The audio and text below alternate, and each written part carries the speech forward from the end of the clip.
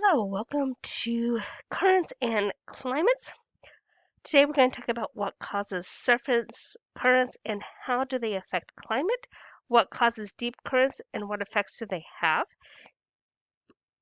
and how does upwelling affect the distribution of nutrients in the ocean. One spring day, people strolling along a beach in the Washington state saw an amazing sight. Hundreds of sneakers of all colors and sizes were washing ashore from the Pacific Ocean. This sneaker spill was eventually traced to a cargo ship accident. Containers of sneakers had fallen overboard and now the sneakers were washing ashore. But the most amazing part of the story is this. Scientists could predict where the sneakers would wash up next, and just as the scientists had predicted, sneakers washed up in Oregon and then thousands of kilometers away in Hawaii. How did the scientists know that the sneakers would float all the way to Hawaii? The answer lies in a type of ocean movement known as a current. A current is a large stream of moving water that flows through the ocean. Unlike waves, currents carry water from one place to another. Some currents move water at the surface of the ocean, while other currents move water deep in the ocean. Here is a map of major ocean currents. Surface currents. Figure 17 shows the major surface currents in the Earth's oceans. Surface currents, which affect the water to a depth of several hundred meters, are driven mainly by winds. Following Earth's major wind patterns, surface currents move in circular patterns in the 5 major oceans. Most of the currents flow east or west and then double back to complete the circle. Okay, notice that the ocean currents here, they go this direction and this direction. Notice on the other side of the Earth, they're going in the opposite direction. Okay? Notice how they go in different directions on the equator, on the sides of the equator. Okay, we're going to talk about this. Coriolis effect. Why do the currents move in these circular patterns? If Earth were standing still, winds and currents would flow in straight lines between the poles and the equator. But as Earth rotates, the paths of the winds and currents curve. This effect of Earth's rotation on the direction of winds and current is known as Coriolis effect. I will have a supplemental video for the Coriolis effect. It is quite a neat phenomenon. In the northern hemisphere, the Coriolis causes the currents to curve to the right. So in the northern hemisphere, causes the currents to curve to the right. Okay? So if you're going this way, you curve to the right. If you're going this way, you're curving to the right. Okay? So curving to the right. Okay? All right. In the southern hemisphere, the Coriolis affects the currents to curve to the left. So it's going to the left, going to the left. Okay? The largest and most powerful surface current in the North Atlantic Ocean is the Gulf Stream. Is caused by strong winds from the west. It is more than 30 kilometers wide and 30 meters deep and carries a volume of water 100 times greater than the Mississippi River.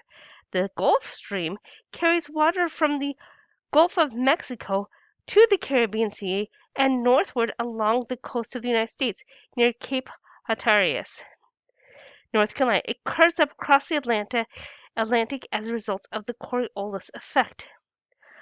Okay, so this comes from here. The Gulf Stream comes there and it comes all the way up here. Okay. All right.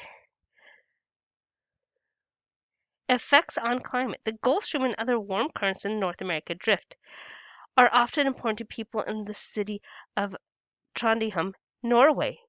Okay. Trondheim is located along Norway's western coast. Along it is very close to the Arctic Circle. Winters there are fairly mild. Snow melts soon after it falls, and fortunately for the fishing boats, the local harbors are free from ice most of the winter. The two warm currents bring this area of Norway a mild climate. Climate is a pattern of temperature and precipitation typical of an area over a large period of time. Currents affect climate by moving cold and warm water around the globe. In general, currents carry warm water from tropics toward the poles and bring cold water back to the equator. Surface currents warm or cool the air above and influences the climate of the land near the coast. Winds pick up moisture as they blow across warm weather currents. For example, the warm Kuroshio Current brings mild rainy weather to the southern islands of Japan. In contrast, cold water currents cool the air above them. Since cold air holds less moisture than warm air, these currents tend to bring cool, dry weather to the land areas in its path. Okay, now we're getting back to El Nino. What changes in wind patterns and currents occur? They have major impacts on the ocean and the neighborhood land. One example of such change is El Nino, an abnormal climate current that occurs every 2 to 7 years in the Pacific Ocean. El Nino brings an unusual pattern of winds over the western Pacific. This causes a vast sheet of warm water to move east toward the South American coast. El Nino conditions can last for 1 to 2 years before the usual winds and currents return. El Nino can have disastrous consequences. It causes shifts in weather patterns around the world, bringing unusually and often severe conditions to different areas. For example, a major El Nino occurred between 1997 and 1998 and caused an especially warm winter in the northeastern United States. However, it is also responsible for heavy rains, floods, and mudslides in California, as well as a string of deadly tornadoes in Florida. Although scientists do not fully understand the conditions and what causes El Nino, they have been able to predict its occurrence using computer models of world climate. Knowing when El Nino will occur can reduce its impact. Scientists have public officials can plan emergency procedures and make changes to protect people and wildlife. Deep currents. Deep currents. Below the ocean's surface, another type of current causes chilly waters to creep slowly across the ocean floor. These deep currents are caused by differences in the density of ocean water. So again, we're back to density. As you read earlier, the density of water depends on its temperature and its salinity. When a warm surface current moves from the equator toward one of the poles, it gradually cools. As ice forms near the poles, the salinity of the water increases from the salt left behind during freezing. As its temperature decreases and the salinity increases, the water becomes dense and sink. Okay? So the temperature is colder and the salinity increases, so it is going to sink. Okay? Okay, well, that's going to draw near. Then the cold water flows back to the ocean floor as deep current. Deep currents are affected by the Coriolis effect, which causes them to curve. Deep currents move and mix water around the world. They carry cold water from the poles towards the equator. During deep currents flow slowly. They may take as long as 1,000 years to flow from the pole to the equator and then back again. So this is the equator, okay? So the warm current comes here, okay? That's the poles. So now we have ice right here. The ice is now making the water have more salinity and makes it colder. So now it's going to fall back down, and then this deep current is going to follow towards the equator again. And as the water gets warmer, it's going to go back up to the surface. Okay, that is that big mixing of those deep currents. But it takes thousands of years for that water to move like that. Upwelling. In most parts of the ocean, surface waters do not usually mix with deep ocean waters. However, mixing sometimes occurs when winds cause upwelling. Upwelling is the movement of cold water upward from the deep ocean. Okay, cold water is moving upward from the deep ocean. As winds blow away the warm surface water, cold water rises to take its place.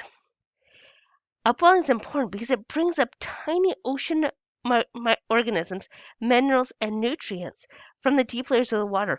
Without this motion, the surface waters of the open ocean would be very scarce on nutrients, which means they wouldn't have nutrients. And so the fish and the algae couldn't survive. Because nutrients are plentiful, zones of upwelling are usually home to huge schools of fish. One major area of upwelling lies in the Pacific Ocean off the west coast of South America.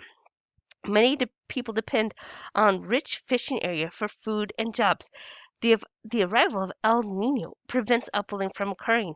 Without the nutrients brought by upwelling, fish die or go elsewhere to find food, reducing the fishing catch that season and hurting people's livelihoods. Okay, so this is the upwelling. So the winds of the surface current bring this cool water up like this and brings the nutrients up for the fish. Okay, that is the end of today's lesson. Here is your homework, and I will see you next time. Bye.